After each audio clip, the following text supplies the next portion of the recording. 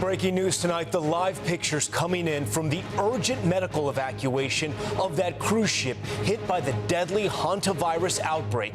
The risky operation to get those infected off the ship right now. New video from the ship. You see the workers in protective gear delivering supplies after 3 people died. Sick passengers to be evacuated tonight. Will the rest be allowed to get off as well? We're tracking it all.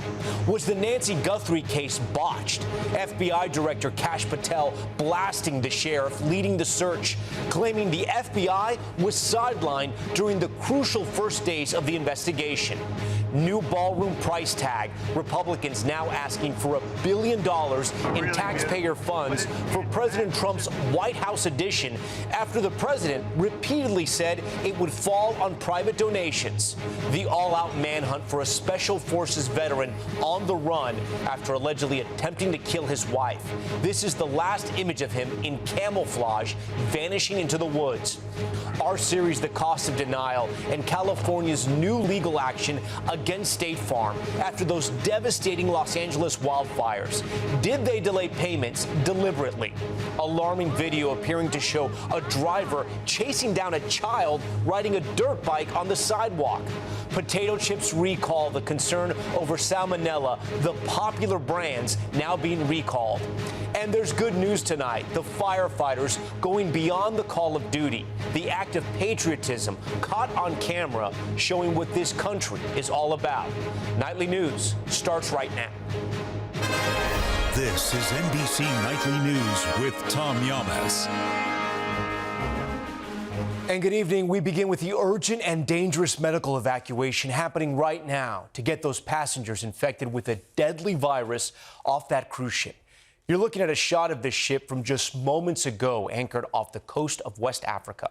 On board, about 150 terrified passengers, including Americans, and 3 people believed to be infected with a deadly hantavirus. Earlier today, medical officials in hazmat suits delivered supplies to the boat. The outbreak of the virus already believed to have killed 3 people on board. And the virus is extremely deadly, but can also take weeks to incubate, meaning there are real fears that others on board may not be symptomatic, but could be carrying that disease. So where will those passengers go? Camila Bernal starts us off with the very latest. Tonight, an urgent medical evacuation to take place at any moment. 3 people suspected to have the high-risk hantavirus on a cruise ship now off the coast of Cape Verde in the Atlantic Ocean, expected to be transported to the Netherlands using 2 air ambulance planes, according to the Cape Verde Ministry of Health and the ship's operator. Already, 3 people who were aboard the ship have died. This as new video shows health workers in protective gear and supplies being delivered to the roughly 150 people on board, including 17 Americans. I will also show you what my room is like. Jake Rosmarin is a passenger on the ship and in a new statement said that safety measures are in place, including social distancing and masking. After the medical evacuation, Spain now says the rest of the people aboard the ship will be allowed to disembark at the Canary Islands, where the ship is expected to arrive in the next several days. There, they will be examined and sent to their home countries. It's very possible that you can be infected and not have any symptoms for weeks. Immunologist Stephen Bradfew underscores the severity of the virus. If you get sick with the cardiopulmonary hantavirus, on average, there is a 35% death rate. And that 35% is high when you compare it to other viruses. That's right. Influenza is far lower. COVID's around 1% to 2%. The World Health Organization says at least some of the passengers may have contracted the virus through human-to-human contact.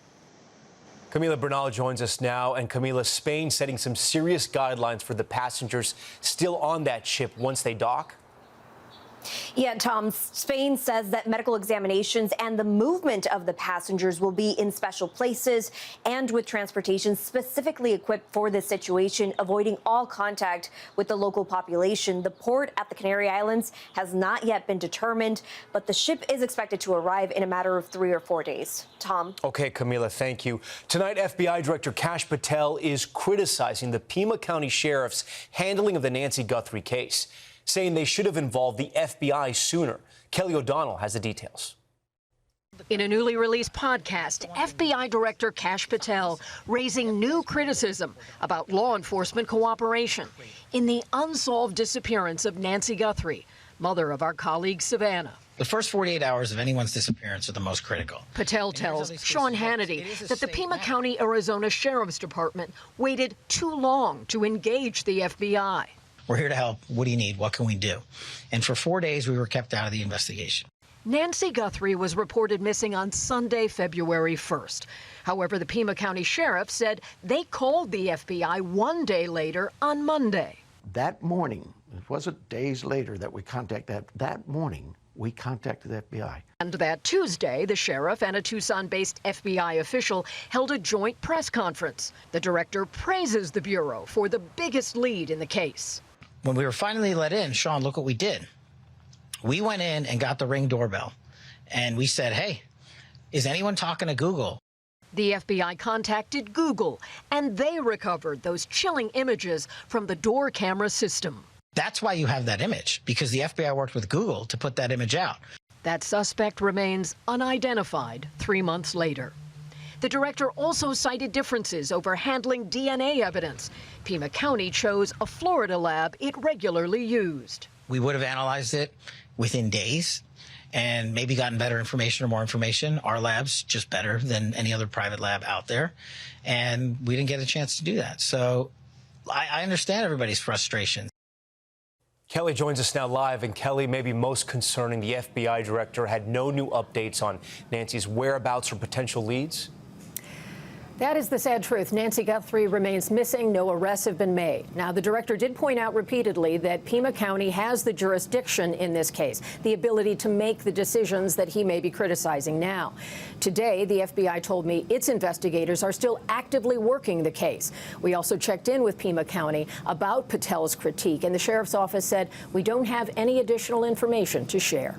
Tom? Kelly O'Donnell with all those updates tonight. Kelly, thank you. We have new reporting tonight on President Trump's efforts to protect oil tankers in the Strait of Hormuz from Iranian attacks. We now know U.S. military teams are actually on the commercial ships. Here's Garrett Haig. Tonight, NBC News learning 2 U.S. flagged ships that passed through the Strait of Hormuz had U.S. military security teams on board, 2 U.S. officials say, part of President Trump's new Project Freedom, meant to protect commercial vessels from Iranian attack. Iran still targeted both ships with missiles, drones, and armed small boats, but the U.S. military intercepted the attacks and blew up the boats. I call it a skirmish because Iran has no chance. Despite Iran's attacks, President Trump says the fragile 4-week ceasefire has not been broken. They know what to do. They know what not to do, more importantly, actually. Iran today once again targeting the United Arab Emirates after this strike yesterday. Today, the UAE saying it shot down more Iranian drones and missiles across the country. They're bombing commercial tankers.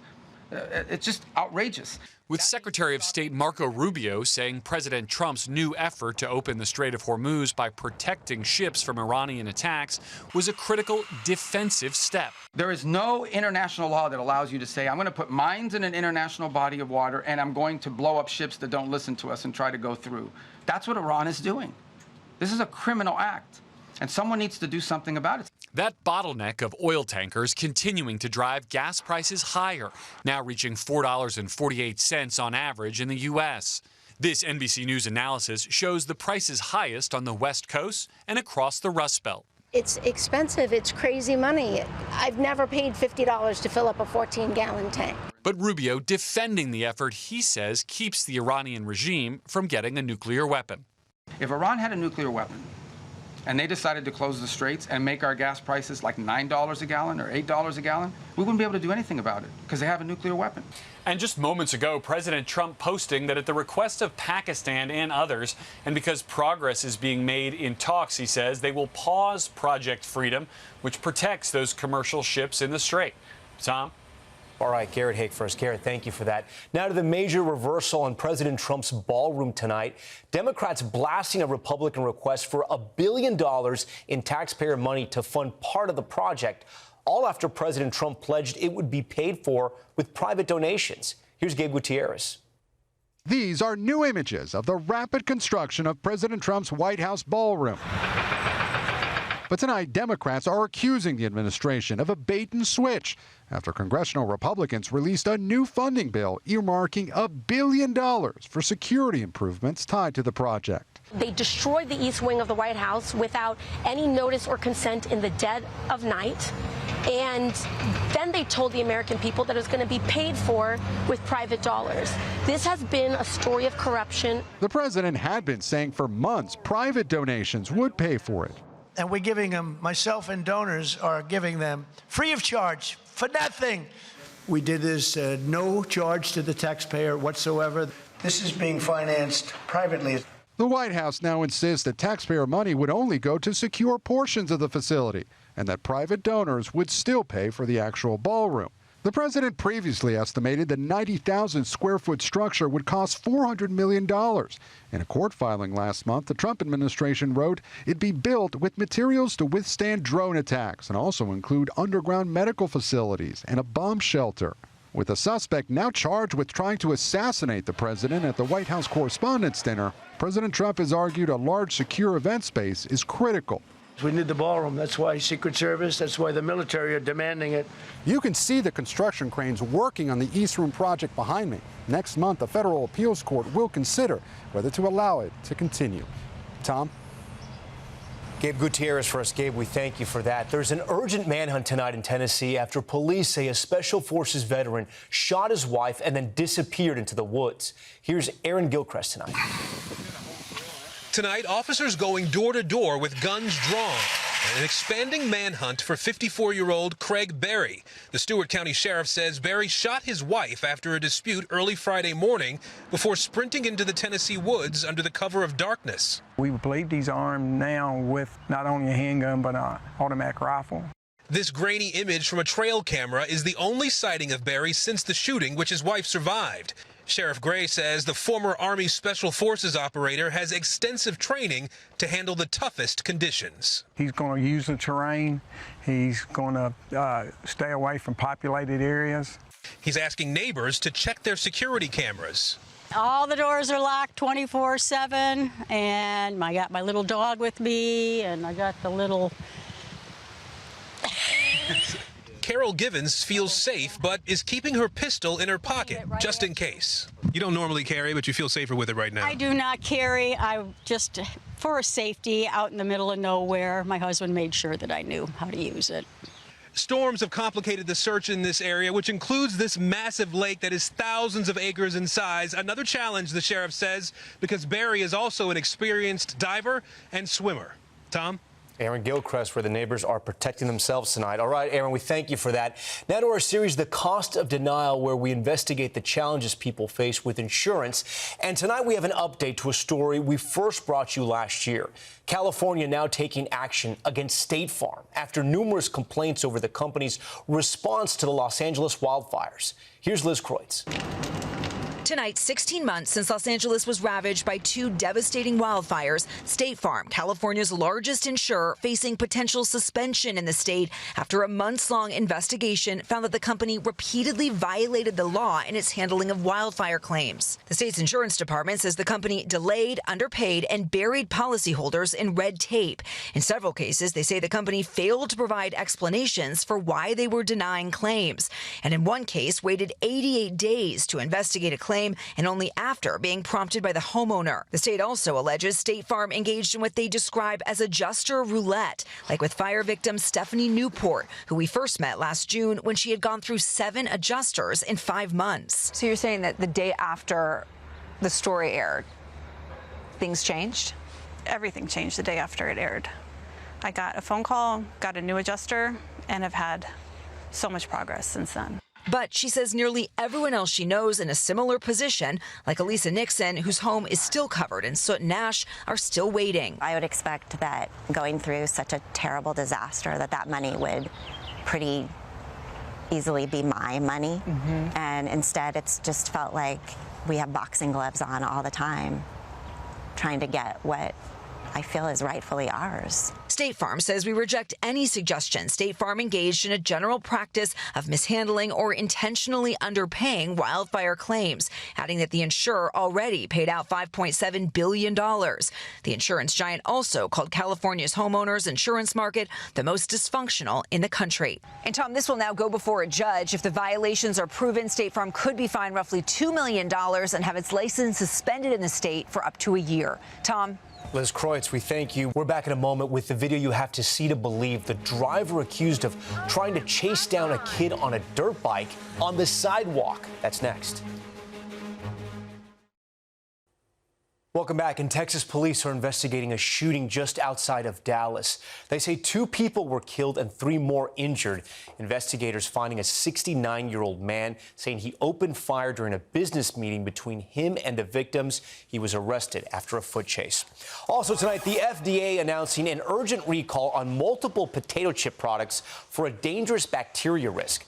The Utz brand pulling 9 flavors of its Zaps and dirty potato chips off of shelves nationwide over concerns the seasoning could be contaminated with salmonella. The FDA says there have been no reports yet, though, of illnesses. And in Washington state, look at this, a chaotic video of a driver appearing to run down a kid on a dirt bike. We see the car make a left turn, then the driver veers onto the sidewalk, picking up speed as the biker tries to get away. The suspect was charged with driving under the influence and was arrested after allegedly trying to burglarize a home. All right, when we come back, there's good news. The firefighters, the flag, and the small moment that has become a big inspiration. That's next.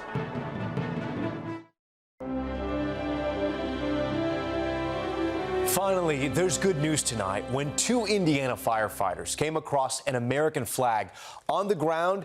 They knew they couldn't leave it there. What they did next, now inspiring so many.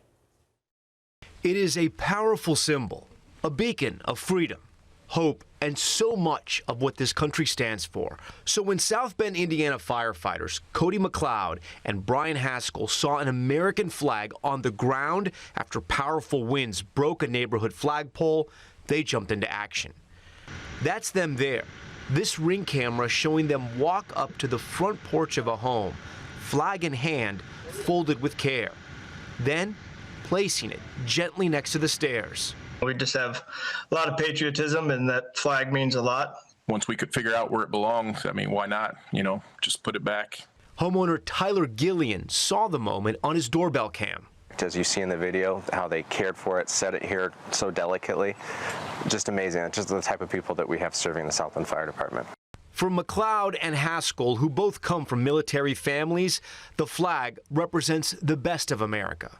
It's our country. It's the United States. It's all of us coming together and being united. With all the stuff going on in the world right now, it doesn't hurt to help a neighbor. A powerful show of respect for an emblem of unity. Doing that small act of kindness or doing something good for somebody, whether anybody's watching or not, if everybody did that, the world would be a much better place. And a big thank you to our South Bend, Indiana affiliate WNDU for bringing us that story. That's Nightly News for this Tuesday. I'm Tom Llamas. Thanks so much for watching. Tonight and always, we're here for you. Good night.